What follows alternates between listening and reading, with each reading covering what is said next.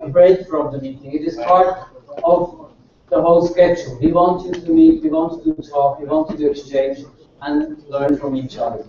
Right now, we have the pleasure to introduce two keynotes that have been chosen out of many different proposals, and we will have two. The first one is on the importance of evidence for policies, and the second one is on rural advisory service policies and policy implementation. The first speaker is David Spielman from GFRAS. Just that you know how it will go on until lunch. We'll have two keynote speakers which I introduce right now. After the keynotes, we will invite 3 more panel members who will give their view on evidence for policies and policies in the rural advisory system and services. You should have on your chair, under your chair, or next to your chair,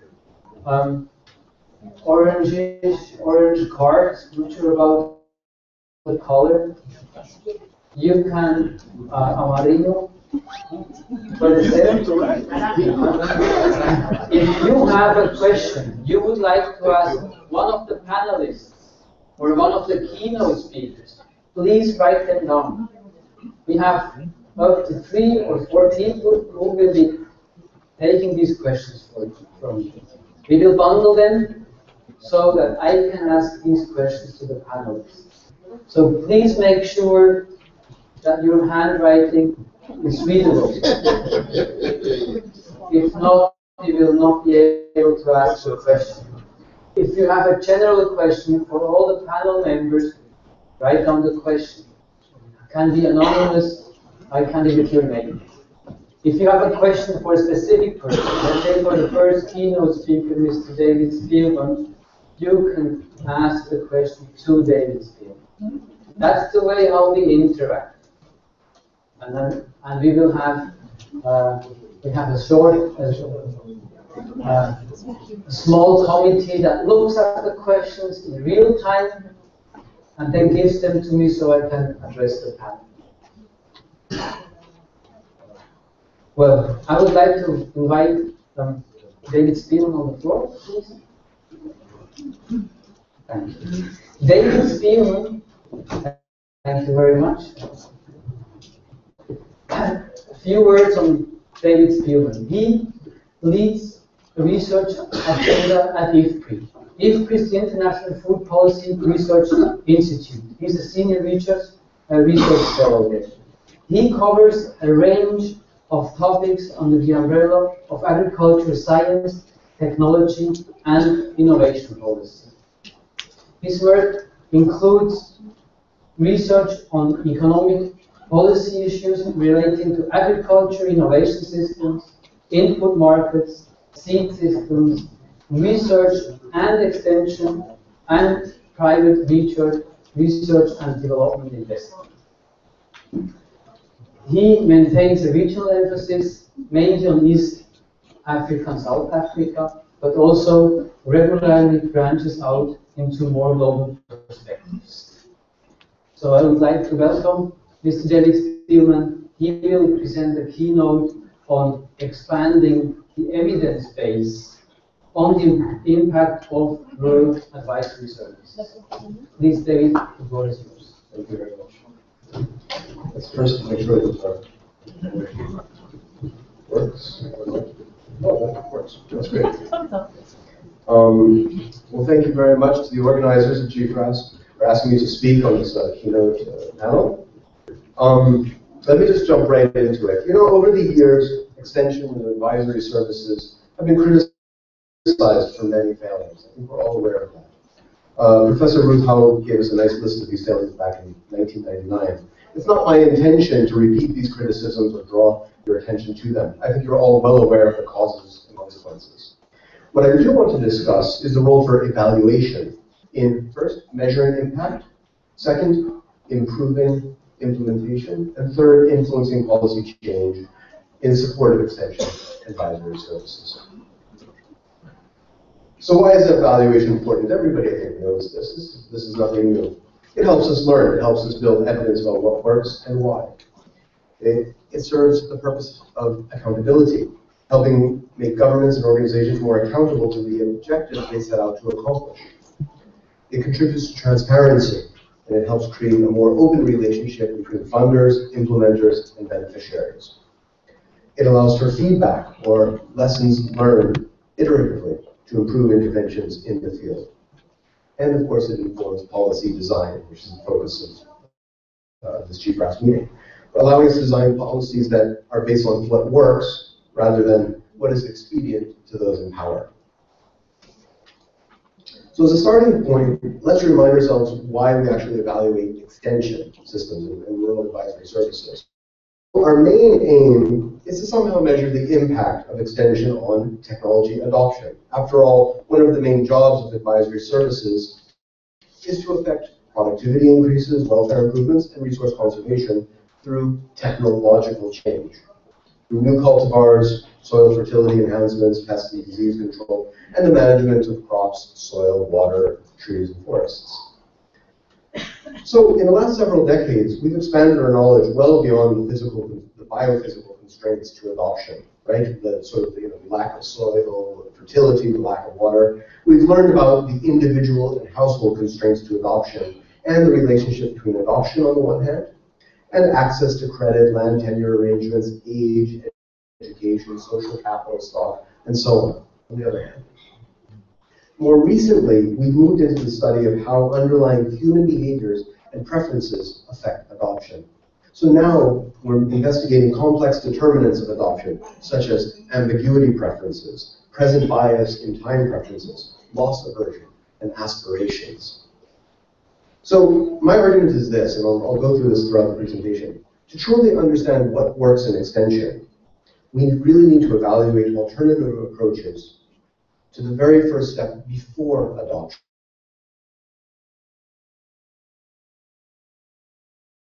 And we do need to do this with much greater rigor than we've done so in the past. So our colleagues who evaluate health and education programs in developing countries already do a lot of this work. They evaluate performance-based incentives like teacher that on behavioral outcomes like student learning and test scores or patients' compliance with a treatment. And yet, in agriculture, we still haven't gotten on board. We're still a few steps behind. We jump to the issue of adoption and yield or income gains or soil fertility really before we understand how adult farmers learn. So I'll come back to this point shortly. The next point I want to make is this issue of better designs and more rigor. Let's talk about why we need better designs and more rigor, greater rigor in evaluating extension. Let me first point out that impact evaluations of extension programs are plagued by at least three problems. One is sample selection bias. Those who learn about or adopt a technology may have fundamentally different characteristics than those who do not. They may have self-selected into an extension activity, or they may have been targeted by the extension agent herself. They may be contact or model or progressive farmers by design. They may be similar, those farmers who adopt may be similar to other farmers in observable characteristics like age, wealth, landholding size, and education, but they may be dissimilar in some unobservable characteristic, like willingness to learn or preference for ambiguity or loss. But if you compare adopters against non-adopters, it's like comparing apples and oranges. Self-selected farmers are systematically different than other farmers in their population. So any inferences you make about which farmers, or the ease with which farmers learn or benefit from a technology may be biased. Biased inferences can result in poor policy outcomes. For instance, national level replication of a successful pilot program in extension might underperform if expectations are based on biased evaluation results and poor methods.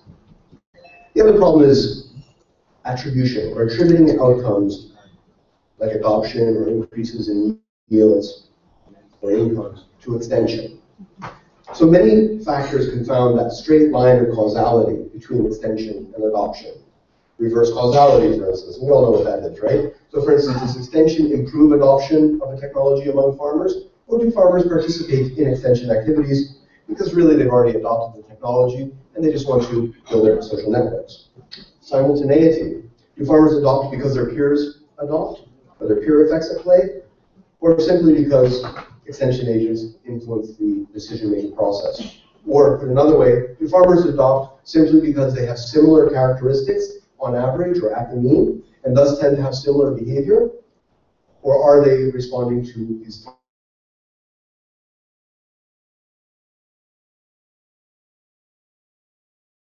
or issue is heterogeneity? Consider the problem that our impact evaluations tend to report the average effect of a treatment, that is extension, on adoption or other outcomes, right? I mean, everything that we report basically is an average. Certainly that's what the economists tend to do. But within any given population of individuals, there are groups that differ from each other and respond differently to an extension intervention. So it's important but difficult to measure these heterogeneous effects. And that's something that we have to do better in our evaluations. So that gives you an idea of what our thinking is in the sciences about better designs and more rigor. The point of this is that the state of the art has advanced in recent years. We have a better toolkit than ever before to address sample selection bias, causality, heterogeneity, and heterogeneity. A lot of us have turned to experimental methods such as randomized controlled trials, and these have become very popular in the development literature, especially with respect to health and education, but again, not so much in agriculture. In the last 5, maybe 10 years, we have seen studies of extension, information and communications technologies, and technological change in agriculture using these methods. And that's a very good sign. Non-experimental methods are a second best option, and we certainly are using them quite extensively, especially when timing, logistics, or ethics prohibit the use of randomized controlled trials. Both can be used to measure effectiveness and, importantly, cost effectiveness, which actually seems very absent in many evaluations of extension at present. The simple question of what did it cost to achieve this outcome per farmer is something that we need to be able to answer with much more certainty in our evaluations. Of course, there are limits to all of these tools. RCTs, or randomized controlled trials, are often criticized for their artificial, non-realistic designs, while non-experimental methods still face issues of addressing biases and heterogeneity. The choice of quantitative approach that I'm describing ultimately depends on circumstances. But good evaluators, the evaluators that you turn to evaluate your programs, should have all of these tools in their toolkit, in their back pocket. Furthermore, a rigorous quantitative approach like I just described, combined with qualitative diagnostics and descriptive analysis, is almost always preferable. So getting back to my main point, with a better toolkit, we can apply state-of-the-art tools to evaluate how different extension approaches affect learning outcomes. Only then should we be able to make inferences about adoption, productivity, and welfare. And there's some great work emerging in the literature that gives us the conceptual grounding for this. There are lots of studies out there, at least in a qualitative dimension, that evaluate different outcomes by type and intensity training of farmers. There are studies that evaluate the step-by-step process of learning, from awareness to experimentation to adoption, under different extension approaches, comparing, for instance, a sort of chalk and talk training and visit approach with a farmer field school approach, with a demo trial, with a mother-baby trial, with a farmer research group, with who knows what. There are studies that evaluate changes in aspirations, or the goals that people set for themselves under different states of exposure to new ideas and images. There are studies that evaluate learning failures, or that lack of noticing that can be influenced by the extension approach. And there are studies, of course, that evaluate peer effects, or the impact of learning externalities and the nature, size, and boundaries of the social network between farmers. But to tell you the truth, a lot of the extension evaluations that I read still seem a little bit unfocused to me. Too many studies are simultaneously assessing multiple extension approaches and or multiple technologies, right? The result is you've got this attribution problem. Are your outcomes, whether it's yield or income or nutrition or whatever it is you're measuring, are your outcomes the result of the extension approach, the farmer field school or the training and visit module, or are the outcomes a product of the technology itself? Whether it's some integrated soil fertility management package, or some new cultivar and inorganic fertilizer package, or who knows what. Too many things moving at once to really attribute change. So my suggestion, and people are already doing this, don't get me wrong, my suggestion is for a single technology or a single crop management practice or what have you, compare and evaluate which extension approaches better facilitate learning, behavioral change, and then adoption. And the key here is to compare different approaches. Try a standard T&D approach, or try a standard chalk and talk approach with farmers, and compare that to your farmer field school approach, or compare that to something even more participatory and advanced. Then evaluate which extension approaches generate higher rates of adoption, productivity, welfare, environmental outcomes, whatever it is you want to measure. And importantly, in the process, also measure the cost effectiveness of each extension approach. It's not easy to do this. I struggle with this in my own work, day in and day out, because it means convincing extension agents, agronomists, and project leaders to open the doors to evaluation of their extension approaches, not just their technologies. Many agronomists I work with really don't want their technologies questioned in the real world.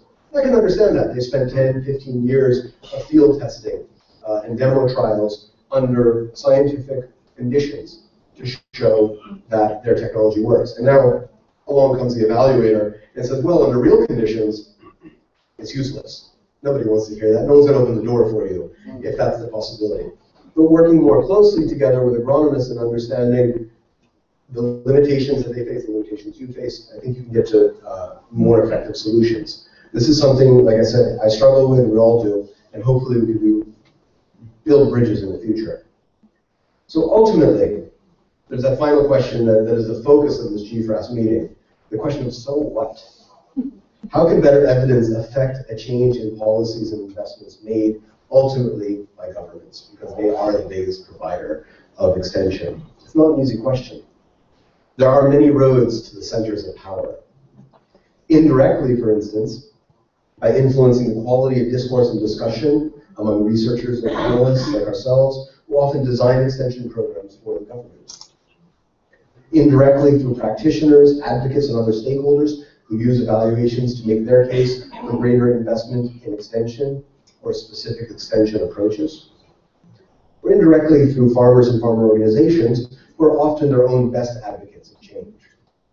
I think it's poignant to talk about this here in Argentina, where some of the most impressive changes in extension and crop management in soybean, wheat, and maize cultivation have occurred precisely because farmers and farm organizations used evidence to be their own advocates and forced the government to make changes in partnership. So ultimately the point is this. We've got this complex diagram here that you're not supposed to memorize, of how we influence policy.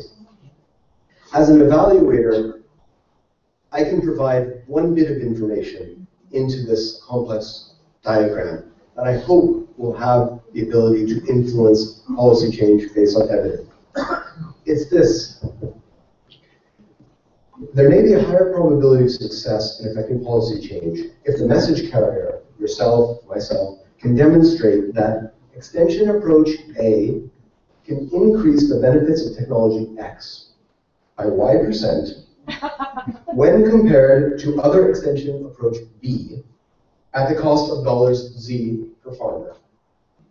That's what a good evaluator should give you. You should be able to walk away with that, influence policy with that message, and you shouldn't settle for less. Thank you very much.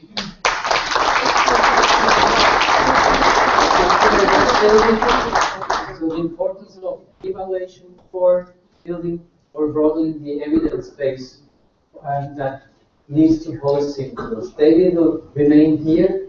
So if you have a question or a remark regarding this input, you can give it to my colleague Iris. She's walking around, and later on also Maria Isabel.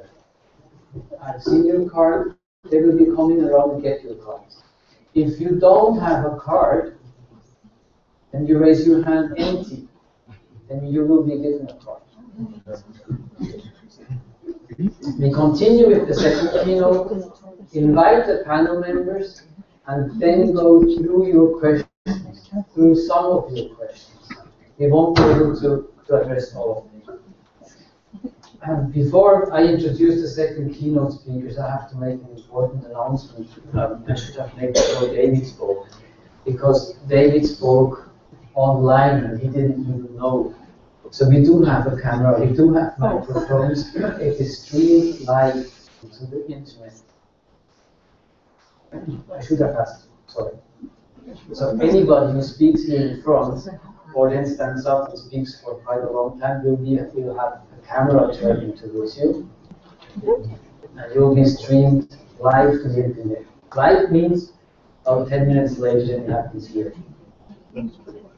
If somebody doesn't want his face, his voice, her face, her voice on the internet, please let us know. And we'll try not to film you. You still can participate and speak, but we'll try not to film you. We won't put tags on it, so you're not going to be tagged as David Spielman, etc. Good. So I have to move over here. Now I'm in the camera focus. I know that some people can't see me, right? There are seats empty on different places, so the keynote and the panel will take place here. If you wish to see the people who talk, there's a lot of empty chairs that have a very nice view on the people speaking. Good. That's been a short logistical part. I'd like to welcome Mr. Christian Benning from CTA. Christian Benning works at CTA, the Technical Center for Agriculture and Rural Cooperation. His key area of work is knowledge management and relation to organizations, networks, and individuals in agriculture and rural development. He's been a lecturer in agriculture systems at the University of Mauritius for 12 years, and then he moved to coordinating the agriculture research at the Food and Agriculture Research Council. He also spent 5 years on a regional project, a research and training project in Southern Africa. Well, I'm very proud to have you here, and he will be talking about CTA's experience, services, extension policies. Thank you, Mr.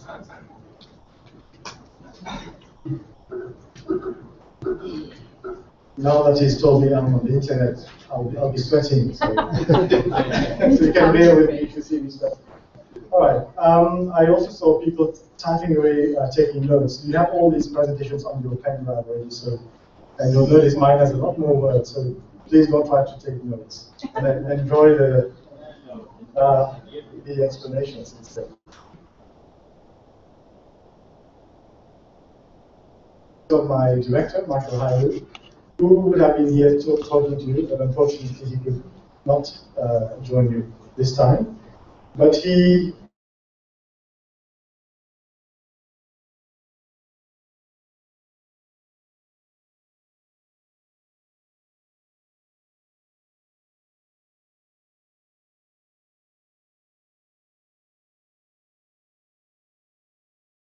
we're talking about CTA experience in influencing policy processes in general, and we'll have a discussion on the relevance to the RAS, or Rural Advisory Services policies. In case you didn't know about CTA, we turned 30 this year. We've been involved in the creation of knowledge, sharing of knowledge, dissemination of knowledge for 30 years now. we're often referred to as a knowledge broker. And we thought it's also appropriate in his 30th birthday to celebrate the recognition of the role of knowledge in supporting the aspirations or enabling the rural communities to achieve their aspirations. In terms of an organization, we're based in the Netherlands. We're funded almost totally by the European Union, with a mandate of assisting around 79 countries across Africa, Caribbean, and the Pacific regions in terms of information, knowledge management, communications, and strengthening these institutions. So we are currently in the 4th year of our current strategic plan, which goes from 2011 to 2015, where we're focusing on 3 aspects. The first one being supporting through informing policy processes. The second one, supporting or promoting the value chains development, but keeping the smallholder farmer in mind. And thirdly, building or strengthening capacity of ACP institutions in the field of information communication and knowledge management. Now, across our activities, we ensure that we address the gender issues, and we try to involve youth in our activities as much as possible. So let's talk a little bit about our approach to supporting policy processes. Now, I just mentioned that we are funded by the EU. We try to help 79 countries. So with the limited resources we have, financially and in staff, we already we know that we cannot target supporting policy processes at the national level. So we realize that we do not have that comparative advantage. But yet, on the other hand, we are an organization that has been created by the European Union, in association with the ACP member states. So we do sit at that intersection of these 2 big blocks, and we have, let's say, the ability to be able to attract policymakers to discuss issues of relevance to agriculture and rural development, which is something we do. On average, every 2 months, we have what we call the Brussels briefing, where we invite policymakers to come and join us for a kind of half-day session discussing various topics. Now, just a few words about our guiding principles. We believe in documenting and sharing experiences across the various regions. We believe in trying to experiment and validate approaches that seem to work in one region. We try to bring it to another region to test whether it is also applicable. And if it is, we also document it and share those lessons learned or success stories. We believe in multi-stakeholder policy processes. We believe in contributing to the evidence base to support policies. We believe in building capacity of the people involved, whether they are planners, whether they are policy analysts, communications staff, knowledge management staff, and people who are involved in advocacy. Okay? So it's all to do with enabling.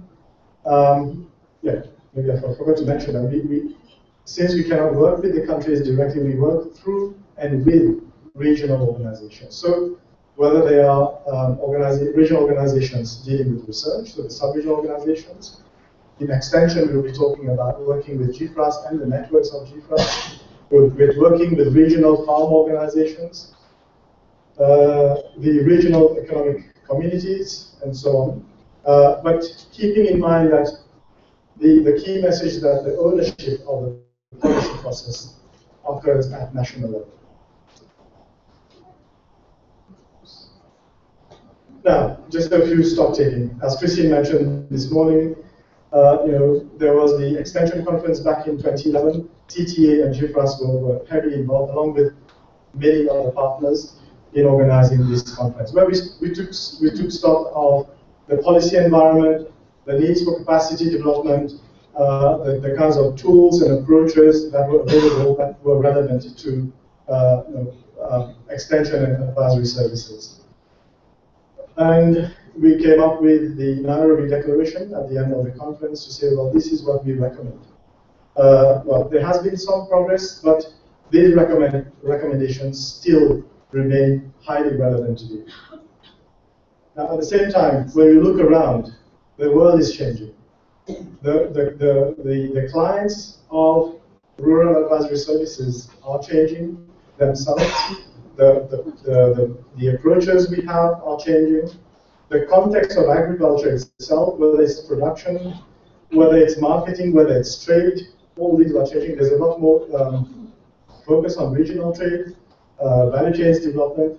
So it's a very dynamic process. Now, in addition to that, we have tools that are being developed and are emerging day by day.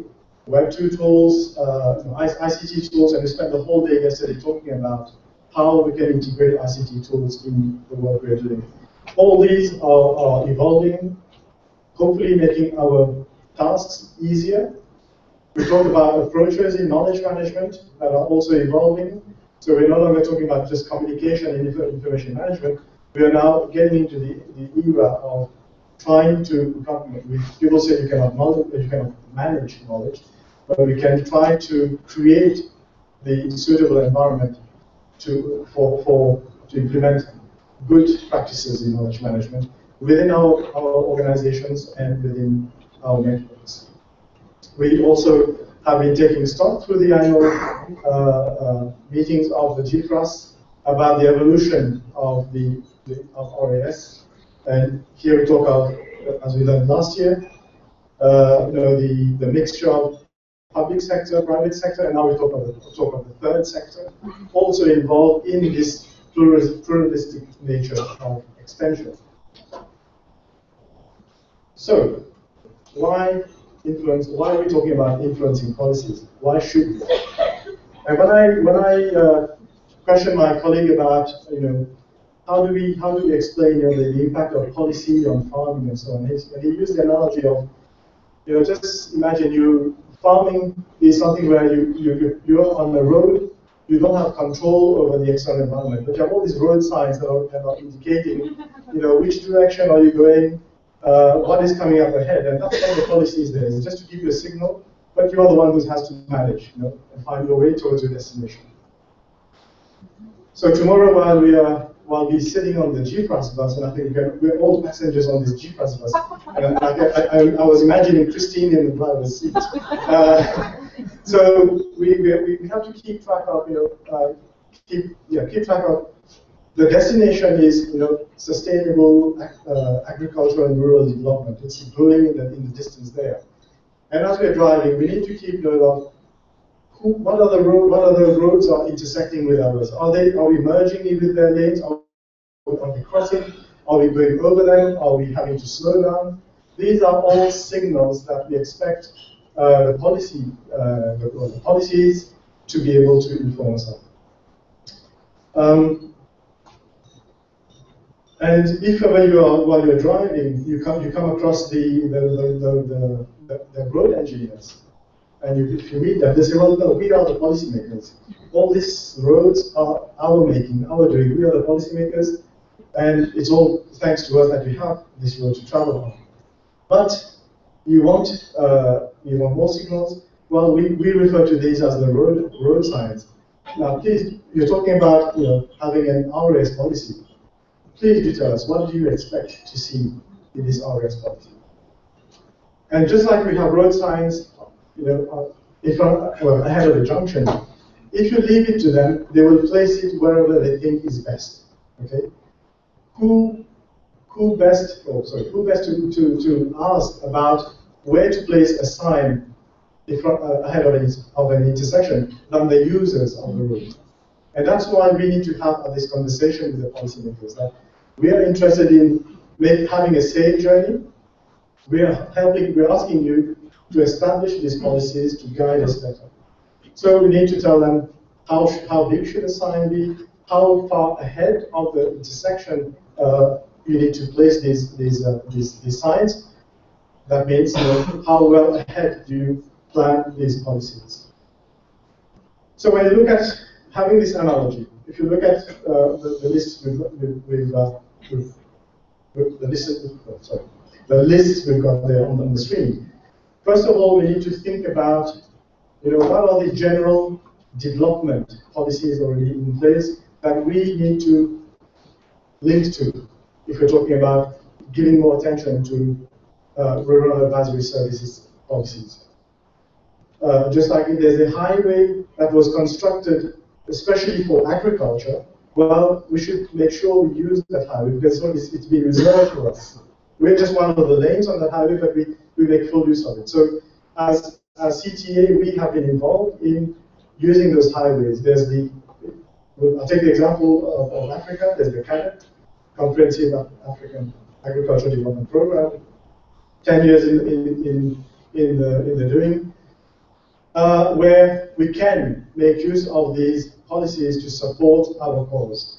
We have the same thing in the Caribbean, we have the same thing in the Pacific. Many of you will have come across regional agricultural policies being developed in the sub-regions. So we need to be able to attach our calls for advocacy, for giving attention to RAS to those policies. Now, what is our role? We need also to help these engineers build the roads for us. We need to support the process of developing the policies themselves. We need to ensure coherence among the providers so that we have a clear message. And in the end, it's all about creating a positive and enabling environment, a positive feedback loop. So you keeping the conversation ongoing with the policymakers, we are influencing them, we're advising them. The fact that they do something that is helping us, again, as David said, let's provide them evidence that the policy they put in place is actually bearing fruit, and it's actually giving results. And then that will increase the trust you have, or that they have on you. I was just thinking about the analogy now. We talk about the farmer on this journey on their road. What is the role of all of us in this room? We've always been there. Extension, advisory services have always been there. If the farmer organization is now driving the car, we have been there on the dashboard, indicating the speed, oil temperature, whether there's enough fuel, and so on. Yeah? And when you think about it, well, we are just an instrument for them. We are providing them with information, but they are the one in the driver's seat. Yeah? Yesterday we talked about how can we integrate ICTs, and I think we have also been going through the same process of trying to see how we can integrate ICTs to present the information to them, get the information to them in the car while they're driving. And yet, they are the ones who choose whether they want to listen to us or not. So at the end, we're just an instrument for the farmers' organizations. Yeah? Just like, we have this little device they usually put on their dashboard, something called the GPS. We're just an instrument for them. Yeah? And even if they do refuse to listen to us, we can always, and they take the wrong turn, we're always there to take them back to the right road. Let's talk about this process of influencing policy itself.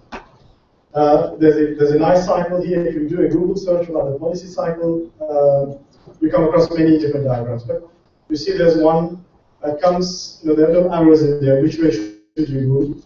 And we know that policy processes don't always move in the same direction all the time. But in general, there's a principle that you start and you work clockwise. You identify the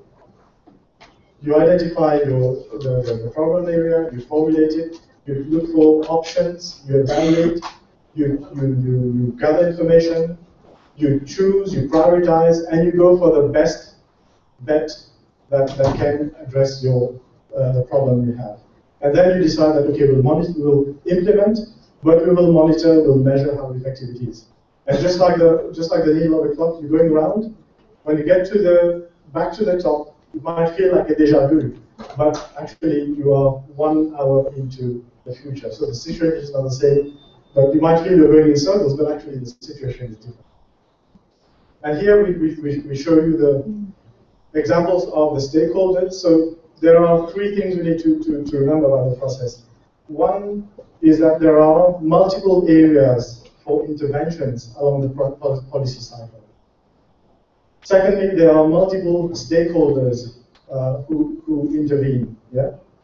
And thirdly, there are multiple roles of the stakeholders. So at one point, you might come in and provide information, you take away some messages, you go and analyze, you do some observations, you can come back and give feedback to the policy process. So let's talk a little bit about our cases. As I said, we don't have an example of RAS policies, but we have been involved in influencing policy processes, and I'll use three examples here.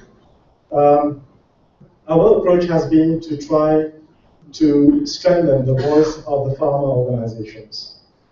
In this policy process in Africa, we've been ensuring that they're able to be present at these participate in these policy dialogues. We've been looking at building the capacity to seek information, process, develop their position papers to go to these meetings. We've been looking at how does the farmer organization monitor implementation of policies, agree policies, and seek accountability for non-implementation of these policies. And in the end, and more recently, what has been interesting is that we've even supported the farmer organizations to call for the policy dialogue themselves, where they now bring in the partners to talk about it. So it's also useful then to find policy institutions that tend to avoid each other. One will not attend the meeting of the other, and so on. But this time they have to be present because it's the farmers' organizations who call them, and they have to face the music or face the questions of these farm organizations. In terms of capacity development, we have an example. 2 minutes and I'm done. Yeah. Just the next one is, and you'll see it in the slide. It's an example of a regional think tank in Eastern Africa, where they decided to bring the stakeholders from several countries together to address or to brainstorm on how we need to address regional food security. The results of this kind of work ended up being used by the Ministry of Agriculture of the host country, and that has led to input into a regional policy. Now, policy processes also occur at local level, and here we have examples of some of the tools we've been using, participatory GIS, where it also helps in addressing issues to do with policy making at a local level. Just to move on quickly to what is it that we could do together. There are questions still, and I've raised a few of them before. What are the broader policies that we need to link up to? And that's something we need to discuss in the next couple of days. How do we establish linkages with those larger policies? How do we, if we find that the farmers are becoming more visible and have a stronger voice, how do we use that channel to also get them to advocate for the cause for RAS? How can evidence and knowledge be provided to support these stakeholder positions again? And that relates back to David's point. In the end, we feel in the next few years, we're also going to work towards developing regional strategies or strategies for intervention at regional level. And I think this is where we will be looking at collaboration, closer collaboration with the networks of GFRAS. Finally, just to remind you that when we all go back in a couple of weeks now, we'll all be celebrating World Food Day. We should make it a must that we don't miss the opportunity of recognizing the role of RAS in supporting the family farming in our countries. Thank you very much.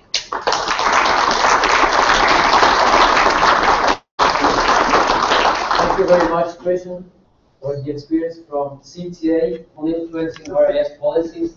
Sorry for asking you to stop. I really want to take the opportunity so that you can ask questions.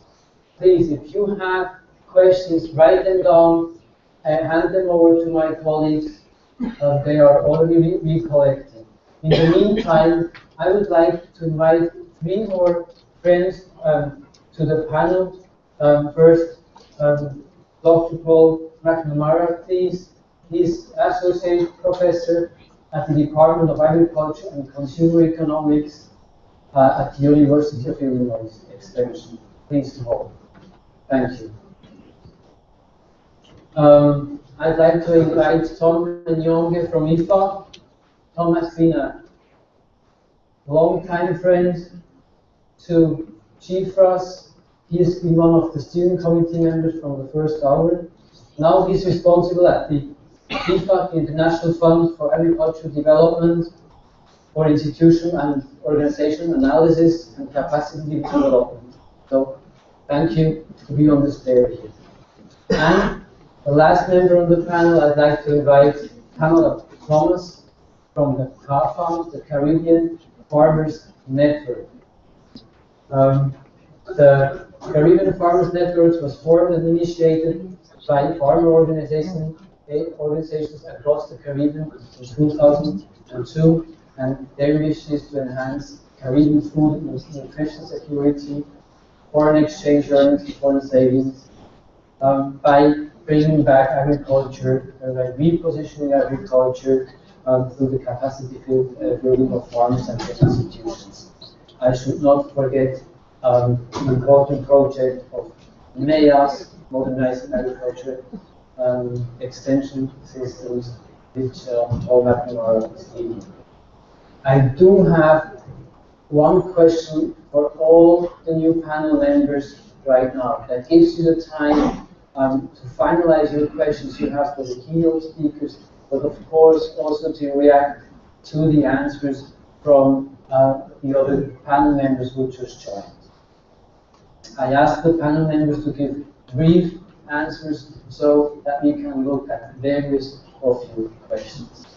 Well, welcome to the panel. If you need translation, there are the headphones. I would first like to address a question to Pamela Thomas from the CAFAM network.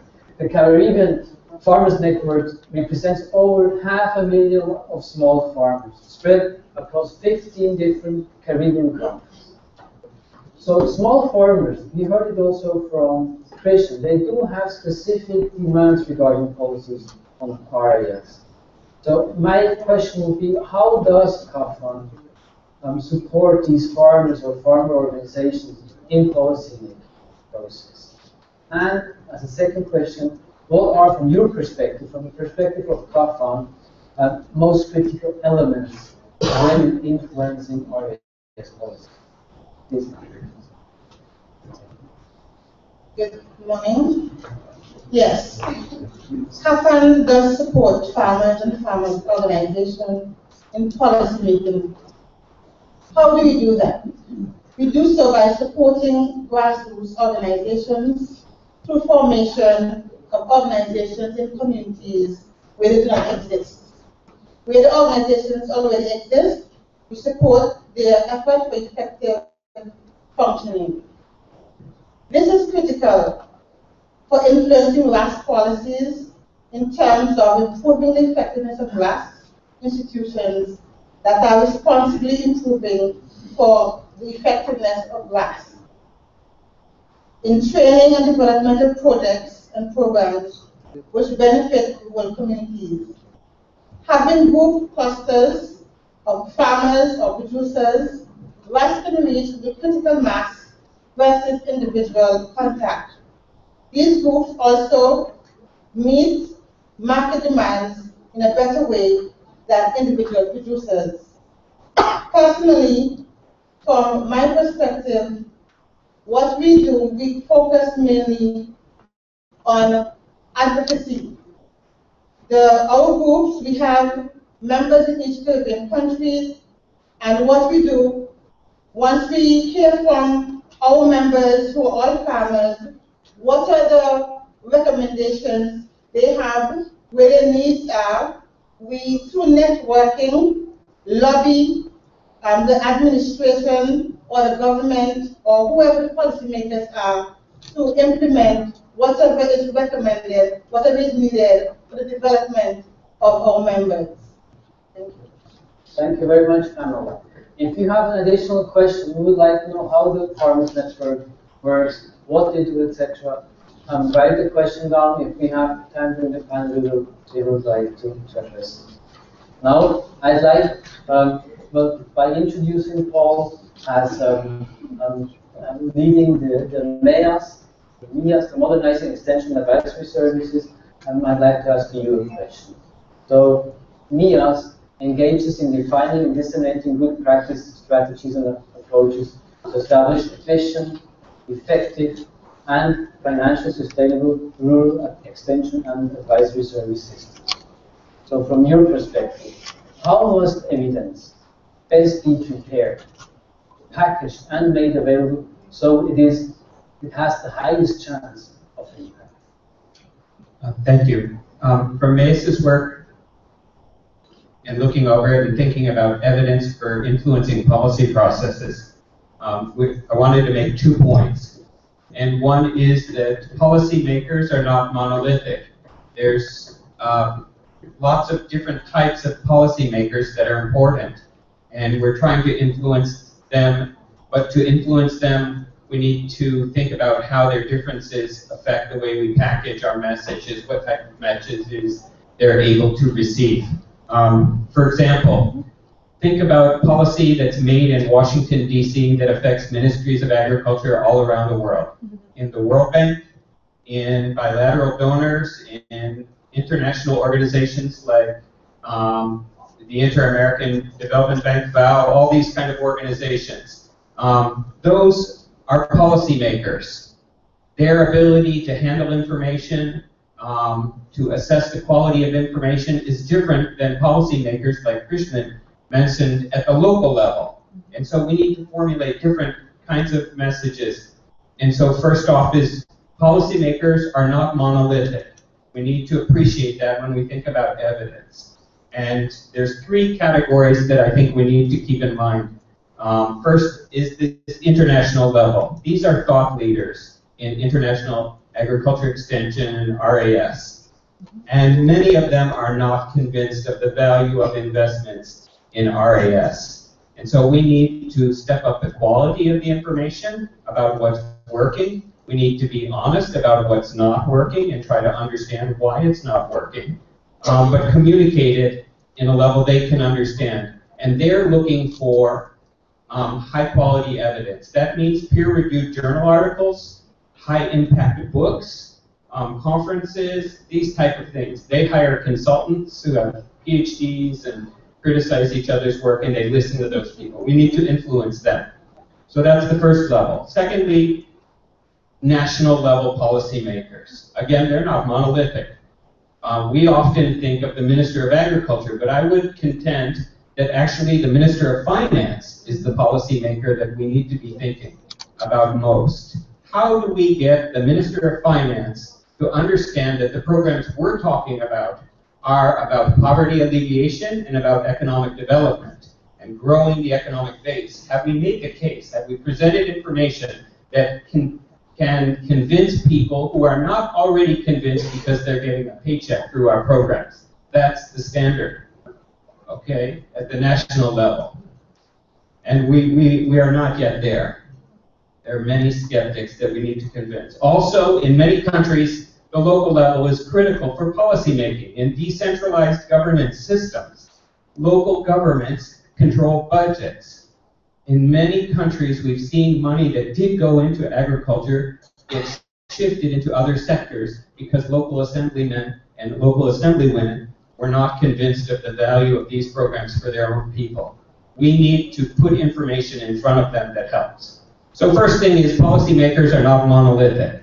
We need to appreciate that when we think about evidence. Everybody may not be able to understand the research report from an RCT, but many of those people might hire a consultant who's influenced by the research report on the RCT. Okay, second point is we need a variety of forms of evidence to meet the needs of these different policymakers. We need this rigorous type of evidence that David was talking about. That's essential. It's really lacking when I think about other fields I work in health and education. The standards of evidence and quality are different, and we need to strengthen the quality of our information. But we need that kind of summative impact evidence. Second thing, we need very transparent monitoring information within our own agencies, the Ministry of Agriculture. It has to be accessible, it has to be accepted as valid and reliable. That's talking about the program impacts, the amount of services delivered, all these things. That has to be available. The monitoring impact, and it has to be high quality. And if it's not believed, we need third-party verification. And the third thing on information is sometimes the most impactful information is not from a report, but is because somebody is aware of a program, they've been affected by it, and they tell their representative in Congress or in the Senate or in the National Assembly. And those are farmers associations, farmer leaders, especially the ones who are not getting money from a project or receiving direct services. These are extremely valuable pieces of information that convince policymakers. So those are my 2 points. Policymakers are not monolithic, we need to think about them. And second, we need a variety of types of information to meet the needs of these policymakers. Thank you. Thank you very much, Paul. You have also given parts of the answers or questions we haven't heard yet, but we can give it. I think that's very important so we can make them the link to the different questions. The last person I'd like to address a question to from my side is to Tom and Younger from IFA, and afterwards we will jump into the questions that came from you. So IFA, the International Fund for Agriculture Development, was created after the World Food Conference in 1974. That's exactly 40 years ago. One of the insights 40 years ago was that the causes of food insecurity and famine were not so much failures in food production, but structural problems. Problems you have been talking about this morning as well, talking about the analogy of streets, etc. So influencing RAS policies, well, GFRAS and its partners want to address these structural problems. Well, as we defined it was 40 years ago. So my question would be, as you will be presenting IFA, what kind of recommendations or experiences can you share with us regarding influencing RAS policies from the perspective of it? Thank you. Thank you very much, Daniel, for that good question. I would like to say that I fully concur with the other panelists. They are very valid points, and I agree very much, just like IFA does.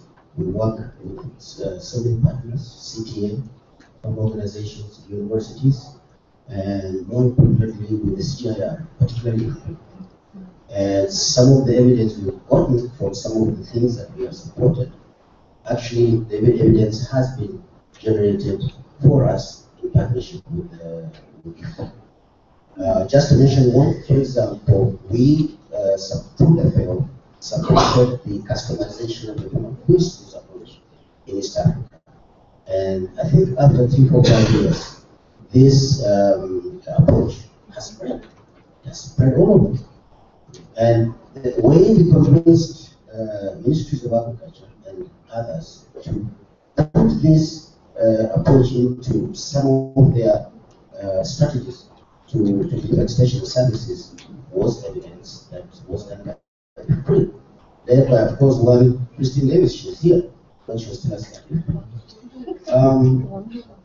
To come back to your question about IFA. IFA has been in existence for quite some time, about 40 years. And IFA has evolved. And as my colleague from CTA mentioned, our clientele has also evolved. Now, in as much as we need evidence, one of my experiences I've seen engaging with policymakers at national level and also at the local level is that yes, we can give them figures, but as the cardinal rule goes, you can hear 100 times, but seeing once makes a difference. And I think one of the things IFAD does is we bring people together. We try to bring farm organizations together from across the world to share experiences in terms of you have a problem and there is another entity elsewhere that has actually had the same problem but has a solution. And that way we've seen people's attitudes changing, people's way of thinking changing, and when they go back to their countries, they change. So it is important to have policy and to have the evidence and have policy makers, yes, make that decision, go to parliament and put it in legislation. But this policy or legislation won't make any difference unless it transforms people's lives on the ground. So the boots on the ground, the extension workers, whether they are from NGOs or the private sector, or even from the public sector, need to be implemented. They need resources. They need their structures and the capacities to be built. Now, IFAD over the last many years, we've worked with many governments to try to put in place decentralized procedures or decentralized systems. How do we capture needs of poor people so that services, no matter what services they are, match those needs? And then how do you build capacities of the service providers to be able to provide those real specialized needs that they require? We've also seen that for extension to be effective, there are other extension facilitating factors. And this, for example, access to microcredit, or even new roads. And our support to these non-extension or non-extension elements, but critical to providing that environment so that GFRAS can be delivered as proved to be very, very effective. Lastly, let me just mention that right now, most of the countries we are operating in, whether they are mixed or they are emerging or they are still fragile states, we are increasingly seeing demand for new products. And a lot of these new products is not about existing technology. We realize it's about institutional innovation.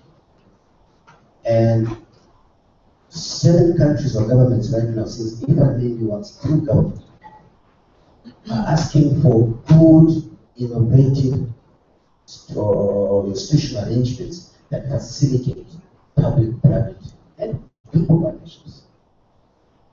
So we are looking at ways in which we organize the people, the organizations of the poor, so that they can link with the organizations for the poor, local government, and other service providers, whether in the private or public sector. Now we are realizing that these innovation systems, these institutional innovations don't exist. And that is why we are funding research through ICRA, and also through ICA, and also working with people to come up with these innovative institutional arrangements that allow people to engage at the local level. I'll just finish by giving one example. Kanangala Island in Uganda is where IFAD managed to bring together government, Wilmington palm oil company from Malaysia, and the big oil company in England. And we have organized palm oil producers or farmers to come up with a tripartite arrangement and form a national company belonging to the 3 entities. And over a period of 10 years, this island has changed. The income per capita, I think 10 years ago, and we have the facility here, they can barely witness, was below 100 per year. It is now 900 per year. Even President Museveni is out to it. Just fly over Kalangala Island and see how it was before, and in 10 years, because of that public-private partnership, we took a lot of energy to put together, is changing people's lives also. Thank you very much, Tom, for your explanation and the very illustrative example towards the end. Time allows, I think, about 2 or 3 questions. We have really clusters of questions. The first one is addressing David on his presentation, and the second one is a question actually for all of you to get more ideas. The first one is built around many cards that were looking at specific words used, the ideal extension and measuring it, qualitative, quantitative measurements that come from other fields, not mainly from extension, how to use it. But one part, I've been translating the card, brings it a bit down, that I think caused a bit of confusion, that it's worth having a look at it from your perspective. It's a free translation, so I hope I understand the card. You mentioned various times the terminology of transference of technology. So people were asking, well, what's the difference then from the proposal you made to the rule extension proposal from Rogers from 1962? Isn't that an outdated model of extension we're talking about? Measuring input, output, research-based, and then transference of this, transference of extension, and then adoption by the farmer. That caused quite a lot of questions. So I would like you to react, maybe to clarify the position of it. Yes, please. Sure, thanks very much for that question. So Rogers in 1962 all the way through the 80s proposed a lot of different ideas about technology transfer, agricultural innovation, and technological change. And there's a lot in his work to unpack and to think about. I do think that we've moved beyond this very linear understanding of technology transfer to something more complex adaptive systems and agricultural innovation systems. That's certainly where our conceptual and our theoretical models have moved towards. Having said that, we do have to measure something. And when it comes to influencing policy, we do have to demonstrate that the return on an investment yields a certain outcome. Now, what that outcome may be, it depends. It could be yield, it could be poverty headcount, it could be soil carbon content, it could be anything you so choose. I'm not advocating a linear sort of input-output, the OMTF production function here. But what I am saying is that you have to measure something when you invest, when policymakers put public resources, scarce public resources, into extension. So measuring some outcome is definitely important. The other point I think I'm making is that maybe we focus too narrowly on what we measure, that adoption rate, right? That S curve, which is also a very old concept, or those yield increases. What I'm really more interested in measuring, which I think we all should be, are those learning outcomes, the social and psychological dimensions of what farmers do and how they behave, what their preferences are and how their preferences might change as a result of extension. So again, that's a very non-linear perspective. And that's getting into the social psychology of farm households and farmers. And that's something that I think we should definitely be looking more into. And again, Roger's work actually informs us on that side, with respect to perceptions and experimentation and how farmers think. Thank you very much. I think that was, at least for me, gave me a perspective and helps to not go into misunderstandings. Many of your colleagues also talk about the importance of evidence, because as we showed at the beginning, often we do not have some robust data that shows the importance of evidence. That brings me to the second question. It's based on different parts again, and that's going to be open for all of you. We are almost running out of time, so maybe quick and short answer. Just on a note, it says, in Africa, decision makers don't drive cars. They sit in the back. So, all the other cars are as well. You know, usually politicians are not led by evidence. They're led by personal observations and preferences. Are policies really made through evidence and or policy dialogue, or is that just wishful thinking? I think we can take these questions to the group works as well, but I wouldn't like to miss the opportunity to ask our panel members, what's your position on that? We can start with you.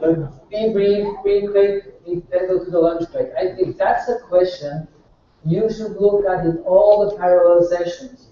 Not the only question, but also a question, because we're talking about evidence for policy, policy making, policy processes. What if evidence is just one part of the whole game? I don't know if you've answered. You give the answer. So just very quickly, of course, I absolutely agree.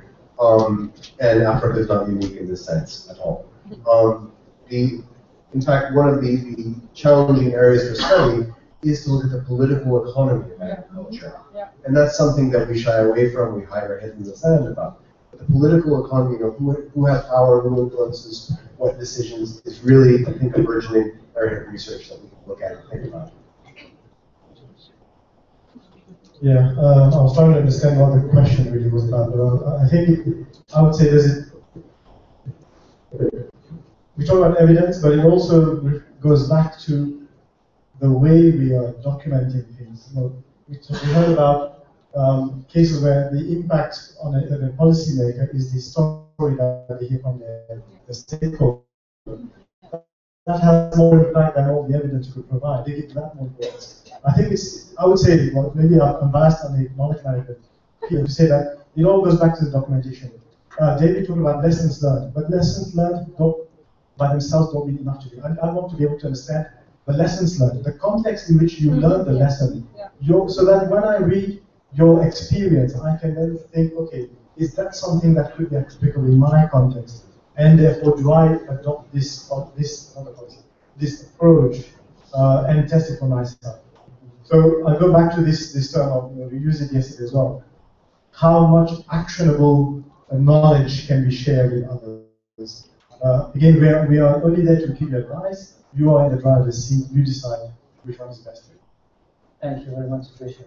Amal, what's your For us, from the farmer's perspective, that is why we're focusing on a group of farmers giving the policymakers our recommendation, because we are directly involved. The evidence comes from our recommendation, what our needs are. And therefore, in CAFAN, what we do, if there's a specific need or recommendation in one of our member countries, what we do, we seek to find out how widespread it is. And therefore, if in particular, say, in Antigua and Barbuda, we're having an issue, let's say, with land tenure, and we want to make representation to our policymakers about the use of the same problem in Canada, in Dominica, and so we work collectively. And therefore, we're getting support from our other members in other countries. Our policymakers cannot say that they can't listen or there's no evidence, because we're not only speaking from one country perspective, but we're speaking from several countries. Thank you very much, Anna. Paul. I love the question because it gets right to the power relation processes and policy processes, and we need to acknowledge that. I think one thing that's very important is we have a saying that knowledge is power, and information is power is a close corollary to that. And so that, I think evidence is part of that. And evidence coming at political decision makers from multiple points of view, both from farmers' organizations, but also from donors and missions which come to their countries, that constrains the choice sets of policymakers, and it's important to influence those different levels. And so I would agree that power is important, and you want to influence it in ways that the decision maker can understand, but still don't think of them as having all the power. They're constrained. And in a World Bank investment, the bank is going to inform some of the parameters, and we can inform some of the design work in Washington or in some other place. And that's going to affect what happens, whether it's in Accra or Abuja or some other place. So we need to be open about that. Thank you very much, Paul. Would you like to add something? Yes. Just to say, I agree with everybody that, you know, policy making is very much a political process. But having evidence is not enough. I think it has to be accompanied with other processes.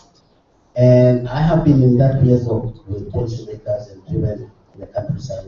And frankly speaking, it also goes to the capacity of the people who want to influence change in how they go about doing it.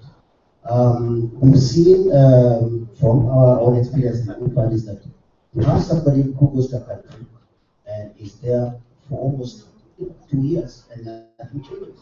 And you get somebody else who goes there, and all of a sudden, he's got some attributes of understanding of politics, and within 6 months, brokers again. And I think that goes back to what I think Francisco made yesterday, that we need skills in influencing that policy making process. It's not everybody who can broker a policy deal. We have certain skills are needed, patience is needed. I remember sometime back, our country director in Ethiopia who told us that it took him boring weekend retreats, I think over a period of 2 years to get a policy deal through. That's sometimes what it takes.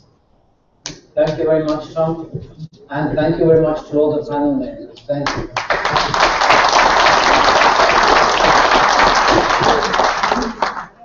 Please remain seated. I have just 2 announcements, and with that we will go to the well-earned lunch break. First of all, the next time we will all meet here in this room is Thursday morning at 9 o'clock. That's in 2 days. In the meantime, starting this afternoon at 2:15, we have 3 parallel sessions. By now, you should all know in which session you are. If not, then we do have a secretariat that can help you. Please be there on time. But again, there is one group is here in the Olympus room. There's a second group in Infast, and the third group in Aphrodite. Any question I've shown you this morning, different people have the knowledge about the rooms, etc. Please be there at 2:30. We have prepared presentations, input, and material for discussion. So we want you to keep raising critical questions and also share your experiences, your knowledge, to broaden the base of knowledge, of information that we all have. Afterwards, at 4:15, there's a short coffee break, and then the share starts. Don't miss it. There's a lot of very interesting information, project programs, etc., etc. Don't miss that one. And as we will not meet again,